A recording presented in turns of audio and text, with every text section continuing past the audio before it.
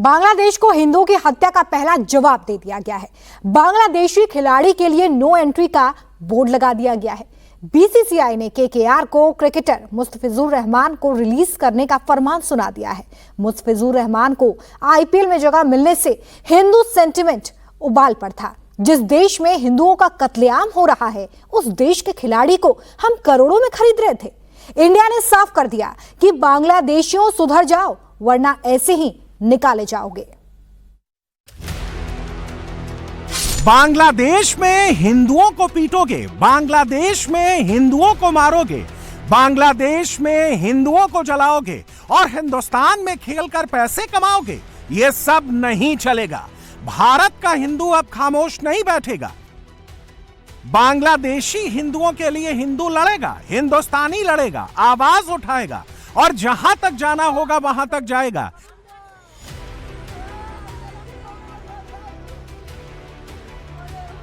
एक बात जान लो, बांग्लादेश में हिंदुओं को अगर अब सताओगे तो सीधा एक्शन होगा, तुरंत रिएक्शन होगा, करारा जवाब दिया जाएगा, जिसकी शुरुआत हो गई है।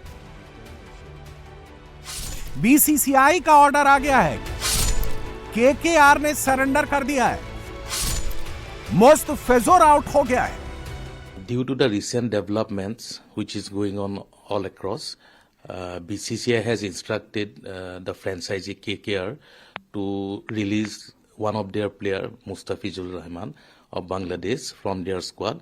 And BCCI has also said that if they ask for any replacement, BCCI is going to allow that replacement.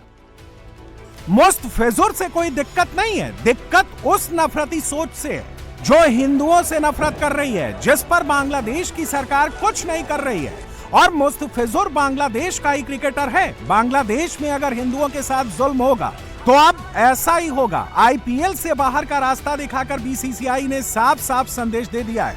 पहले हिंदुस्तान में रहने वाले 80% हिंदुओं का सेंटिमेंट है, उसके बाद ही पैसा और क्रिकेट है। देखिए, बांग्लादेश में जिस तरीके से निर्मम हत्याएं हिंदुओं की हो रही हैं, उनके घर जलाए जा रहे हैं, उनकी बहन बेटियों के साथ दुष्कर्म हो रहा है, 6-7 वर्ष की बच्ची को जिंदा जलाया जा रहा है। जो क्रिकेटर उस देश से आता है जहां बहन बेटियां जलाई जा रही हैं, उनके साथ दुष्कर्म किए जा रहा है, जिंदे बच्चे जलाए जा रहे हैं और डे बाई डे जलाए जा रहे हैं। सिर्फ वो चंदुदास ही नहीं जलाया गया, उसके बाद तमाम लोग मारे जा रहे हैं, किसी को गोली मार रहे हैं, किसी को मार मार के मार रहे हैं, किसी को घर से खींच के ले जा रहे हैं। ये सब हो रहा है बांग्लादेश में और हिंदू मर रहा है बांग्लादेश में। क्या उससे भी ऊपर हमारी पार्टी है? उससे भी ऊपर क्रिकेटर है? भाड़ में जाए क्रिकेट, चूल्हे में जाए संगीत। हमारे लिए सबसे ज्यादा महत्वपूर्ण अगर कुछ है तो वो महत्वपूर्ण है हमारे हिंदुओं की जान, हमारे संस्कार, हमारी संस्कृति। ये देखिए, भारत देश के 100 करोड़ सनातनियों की भावनाओं को समझते हुए जो बीसीसीआई ने निर्णय लिया है, उसके लिए बीसीसीआई का बहुत बहुत धन्यवाद। और हमने कल ही आप लोगों से कहा था कि आप निश्चित रहिए, भारत सरकार और बीसीसीआई इस पर को संज्ञान लेगी, चूंकि 100 करोड़ हिंदुओं की भावनाओं से खिलवाड़ नहीं किया जा सकता। और धन्यवाद बहुत बहुत बीसीसीआई का कि उन्होंने इस तरीके का निर्णय लिया। और मैं फिर एक बार कहूंगा, ये पूरे भारत के हिंदुओं की जीत है, सनातनियों की जीत है। शाहरुख खान की समझ में आ गया है कि भारत में रह के सनातनियों से पंगा लेना या सनातनियों के विरुद्ध चलना वो अच्छा नहीं रहेगा। और उन्हें ये समझ आ गया है कि देश के सैकड़ों करोड़ जो सनातनी हैं, उन्हें शाहरुख खान बनाया है। ठीक है, केकेआर ने मुस्तफिजुर के खरीदा, लेकिन सबसे पहले तो सवाल बीसीसीआई का है, वो क्या कर रही थी? क्या उसे पता नहीं था? क्या वो आंख बंद करके बैठी थी? क्या वो देख नहीं रही थी? जब से बांग्लादेश में यूनुस आया है, तब से वो भारत सरकार के खिलाफ बोल रहा है, बांग्लादेश के जमाती हिंदुओं पर जुल्म कर रहे हैं और यूनुस की गोद में खेल रहे हैं, कट्टरपंथी भारत के खिलाफ जहर घोल रहे हैं। जब भारत बांग्लादेश के बीच संबंध इतने खराब हो चुके हैं, तो फिर बीसीसीआई ने आईपीएल में बांग्लादेशी खिलाड़ी के ऑक्शन की छूट क्यों दी? 12 दिसंबर को उस्मान हादी को गोली मारी गई। उसके बाद से ही बांग्लादेश में भारत विरोधी प्रदर्शन शुरू हो गए थे। हादी पर हमले का जिम्मेदार भारत को बताया जा रहा है, हिंदुओं को मारा जा रहा था, पीटा जा रहा था। फिर क्यों 16 दिसंबर को आईपीएल ने मुस्तफिजुर की बोली लगाने की छूट दी? क्यों नहीं बीसीसीआई ने बांग्लादेशी खिलाड़ियों के ऑक्शन पर रोक लगाई? हैरानी की बात यह है कि मुस्तफिजुर की सिर्फ बोली नहीं लगी, मुस्तफिजुर की बोली बढ़ती भी गई। मिनी ऑक्शन में दिल्ली कैपिटल्स की टीम मुस्तफिजुर की ओपनिंग बिड शुरू की थी। दिल्ली ने जैसे ही बोली लगाई, चेन्नई सुपर किंग्स भी बिडिंग में कूद पड़ी। दिल्ली और सीएसके के बीच 5.40 करोड़ तक बोली पहुंची, जिसके बाद दिल्ली ने खुद को पीछे कर लिया। दिल्ली के पीछे हटते ही बिडिंग वॉर में केकेआर घुसी। बोली बढ़ते बढ़ते केकेआर 9 करोड़ 20 लाख तक पहुंच गया। 2 दिन से जो चल रहा है, ये तो होना ही था। मुझे लग रहा है कि ये देखिए जो माहौल बन रहा था एकदम से नहीं बनता। तो जो लोग पहले से ही शुरू हो गए थे कि भाई शाहरुख खान को टारगेट करके, वो थोड़ा गलत लग रहा था, क्योंकि ना तो शाहरुख अकेले ओनर है केकेआर के, और इस प्लेयर के लिए 4 अदर दूसरे फ्रेंचाइजीज ने भी बिड किया था, मिला केकेआर को, बात अलग है। तो मुझे लगता है ये तो डिसीजन अगर उनको ऑप्शन में डाला है तो ये बीसीसीआई का कॉल है। तो वो देखिए उन्होंने पिक किया, और ये सारा जो नैरेटिव हुआ वो थोड़ा सा अजीब सा लग रहा था। पर जिस तरह से हालात चल रहे हैं, गवर्नमेंट भी वॉच कर रही है, और सिर्फ एक प्लेयर हटाने से कोई हमारा बदला पूरा नहीं हो जाता, या कुछ ऐसा नहीं कि गवर्नमेंट और लोग सोच रहे हैं कि देखिए सनातन की जीत हो गई। ये बड़ा अजीब सा लग रहा है, और ये मुझे लगता है कि थोड़ा सा मैच्योर होकर सोचना चाहिए कि चलिए ये होना था। अगर बांग्लादेश को हमने अपना गुस्सा दिखाना है तो उनको जिस चीज़ से फायदा होता है उनसे ले लेनी चाहिए। सही करा आपने, पर वो डिसीजन जो है वो उसको प्रीएम्प्ट करके आपने सारा ब्लेम जो है वो केकेआर पे या शाहरुख खान पे डाला, वो थोड़ा सा अजीब लग रहा था। और 9 करोड़ 20 लाख पर मुस्तफिजुर की बोली बंद हुई। अब इसमें गलती किसकी है? सच तो ये है ना कि ना ही बीसीसीआई बांग्लादेशी खिलाड़ियों को ऑक्शन में शामिल करने की छूट देती, और ना ही मुस्तफिजुर को केकेआर की टीम खरीदती। I think the BCCI has taken a decision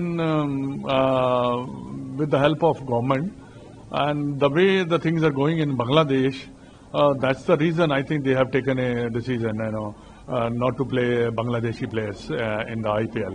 But there's no fault of Shahrukh Khan, because they have the team who picks the team according to the strength. That's where they pick the players, But I know that a lot of people are angry with the Shahrukh Khan, but I believe, it's not his fault, but it's all depends on the BCCI and the government. सच तो यह है कि BCCI के पास बांग्लादेश को लेकर कोई clarity ही नहीं थी। बीसीसीआई पहले से ही कंफ्यूज लग रही थी, और जब हिंदुस्तान के हिंदुओं ने प्रदर्शन शुरू किया तो जाकर समझ में आया कि देश का सेंटिमेंट आईपीएल नहीं, राष्ट्रभक्ति की तरफ चल रहा है। हकीकत यह है कि चूक बीसीसीआई से हुई और हिंदू संगठन केकेआर के मालिक शाहरुख को टारगेट करने लगे।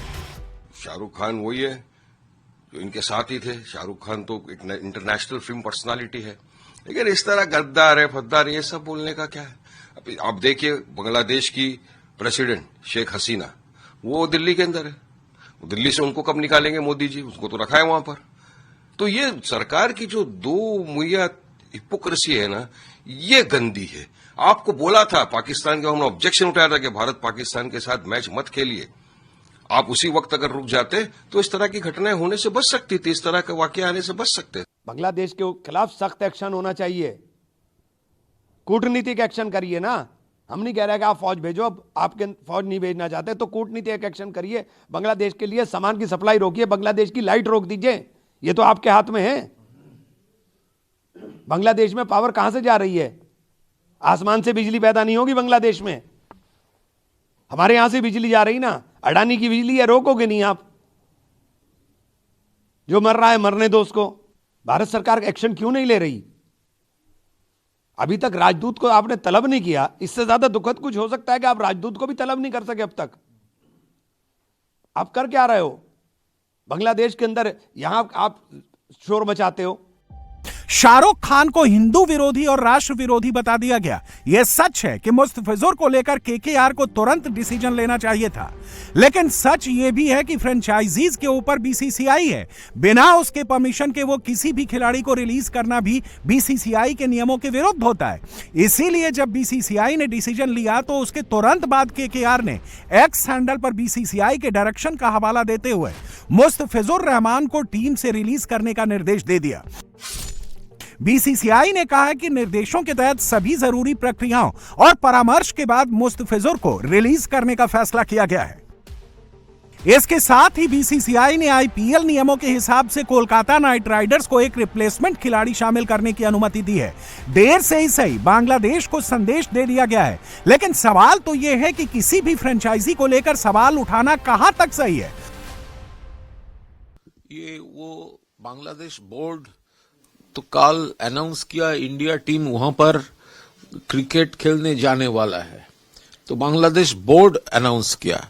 तो यहां पर भाजपा का शुभेंदु अधिकारी और जो लीडरशिप यहां पर ये बांग्लादेश डेप्यूटी हाई कमीशन में जो गोलमाल कर रहे थे, तो उसको तो अभी दिल्ली जाना चाहिए, वहां पर धरना होना चाहिए।